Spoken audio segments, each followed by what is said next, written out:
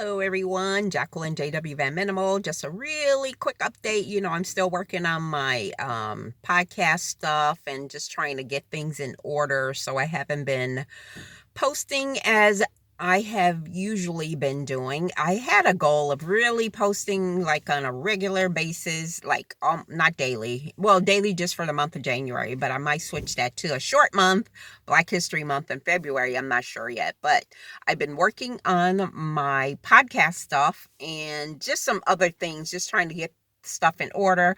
And I've been dealing with seasonal affective disorder, which is sad, which means like when I don't get enough sun, when it's rainy, when it's cold, it just affects you mentally. And I have just been in such a state related to that because I live in a place where it is the weather, especially with climate change, has been so unpredictable.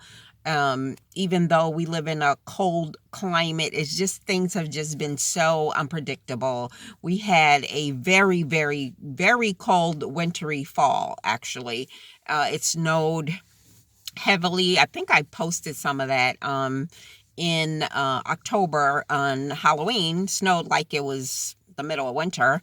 And then towards the end of like November, December, we just had such a mild winter or weather, and then now January is just topsy-turvy. It's just crazy. So I think on Christmas we had maybe close to 50 or 60 degrees, believe it or not.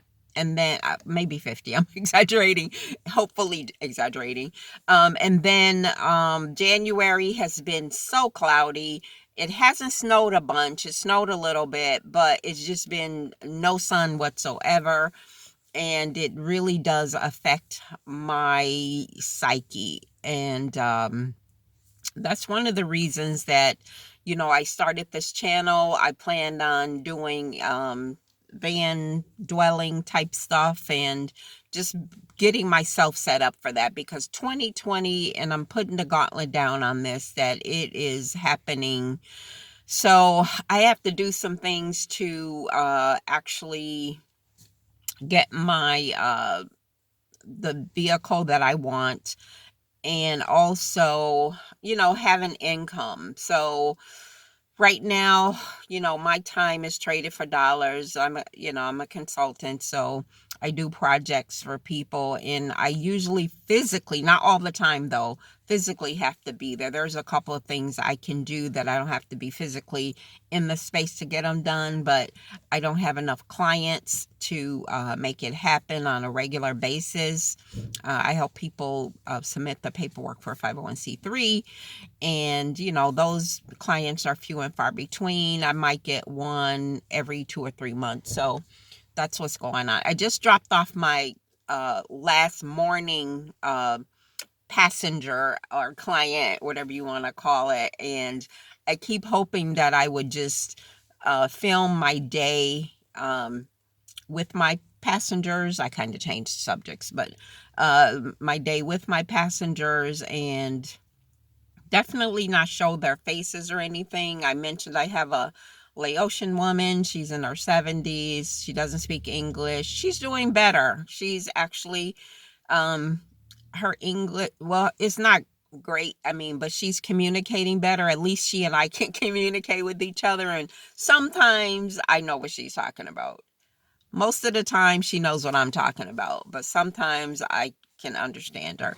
And then we also at the same time ride with a 20-year-old young man who, um, you know, he's high functioning and stuff like that. So she finally, they don't talk to each other because first of all, she has the language barrier, but every once in a while she'll ask about him, and she says his name is whatever, but she says it totally different, which is cute, the way she says his name. And today she always give me a throat lozenge or whatever. If I feel like I'm gonna cough or whatever, she's got a throat lozenge.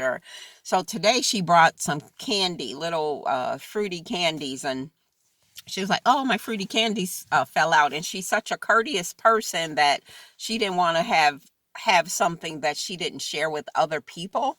Like she's had these little bread things that she's brought and shared with us, and she gave one to the other passenger, the young man. I don't know if he ate it or not. It was, in her uh, country of origin type of thing. So who knows? But she pulled out her, she was giving me the lozenge, and then her candy fell out. And she's like, "Oh, you want some candy?" She didn't say it like that, but that's what she meant. And I understood her. I'm like, sure. I really, I could take candy like that or not, leave it, take it or leave it. But she offered it to me, so I accepted it. And then she was like, two, take two of them. I'm like, okay, thank you. So then she was like, "Oh, the young man, how she says his name. I think she says How or something like that." She was like, "How?" And I was like, "Well, give him mine. Give him the one you left me there." And she understood what I was saying. So she was like, "Oh, yeah, yeah." She gave him one, and then she gave him another one. So that was their first time really interacting, which is very interesting. Every once in a while she'll speak to him or he'll say bye to her, but I don't know how to deal with that. Like, we ride together. We've been riding together for a good, I'll say, 6 months, the lady and the young man. And they go at the same time, different places, but at the same time. So I'm wondering about relationships like that. Like, how do they create a bond or whatever? So, and I don't know how the young man feels. He never expresses anything related to the lady. He knows her schedule, though, because one day I was picking him up, and it's a day that I don't take her. And he was jumping in either the front or the back. I don't remember. And he was like, "No, no, the lady comes on this day." So I knew I could get in this front seat or something. So I'm like, yeah, And then the last young man I've talked about is uh, very severely autistic. I don't know what the word is. He's autistic, but I just dropped him off, and he's also warmed up to me because before he just said nothing. He did nothing. He was just totally still. And I don't know if it's a good thing or a bad thing, because now he plays with me. He tries to verbalize. He tries to say my name. I've been trying to tell him to say my name, and we joke around with each other. So it's a very interesting life. I don't plan to do this forever, though it is enjoyable, I have to say, working with the population of people. They're just authentic and raw and to the core human beings, like the stuff, like we always put on pretenses about who we are.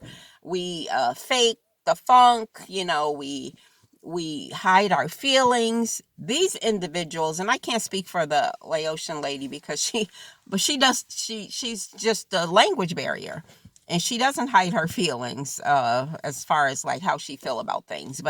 But the other individuals who actually have the cognitive or physical situation, disability, or limitations, they are raw to the bone, just authentic is all I can say. That's the only word. And that's what I'm looking for. I'm looking for authenticity in myself. I'm looking for authenticity in others. The reason I choose most of the YouTubers that I look at is there's some authenticity about them that I appreciate. And probably not this week, maybe next week or in a couple more videos, I'm going to go back on and talk about who I'm watching on YouTube. Again, I've done it a couple of times, but I've changed a few people because I felt like their authenticity has been compromised. So, those of us with low subscriberships, usually we're the raw, authentic ones. I mean, not all the time. And that's another story I would like to discuss with you guys. You all know I've mentioned before also that my podcast and just my whole being is trying to look at how we find freedom. And I think about that every day. I think about it for myself. I think about how by us not finding our freedom, it really hampers us from being authentic. So yeah, I'm just packing it all in with this quick conversation. So I'm going to let you guys go, but I really appreciate you. Thank you for joining me. Excuse me. So I am looking at different mediums. Like, I do use a different camera. I mentioned that somebody is letting me kind of play around with to see how I will eventually be filming my videos. I do like the convenience of a phone camera, and it's just easier. Once you start using a regular camera, it just becomes, you film, then you have to download, and then you have to edit and all of those things. So I'm just playing around with all those things. And thank you again for joining me. This is Jacqueline, JW Vet Minimal. I appreciate you. I will see you guys on the other side.